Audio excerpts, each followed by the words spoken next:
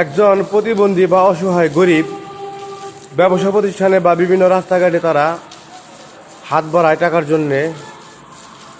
তাদের যদি ওই রকম কোনো সামর্থ্য থাকতো, আমাদের মতো চলার মতো সামর্থ্য থাকতো, তারা কখনো সাহায্য চাওয়ার জন্যে আমাদের পাশে আসতো না। তাই যে যা পারেন দিবেন, না পারলে না দিবেন।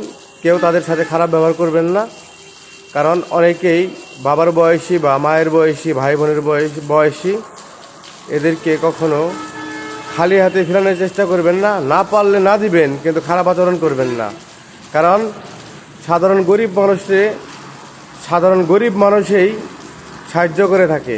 যারা কোটিপতি, তারা দালান কোঠার মধ্যে থাকে, বড় বড় গাড়ি বাড়িতে চলাফেরা করে, তাদের সাথে গরিব মানুষের কোনো দেখা সাক্ষাতের সুযোগই হয় না। তাই সাধারণ লোকেই বিশেষ করে গরিব দুঃখীদের সাহায্য করে থাকে। ভালো থাকবেন সবাই।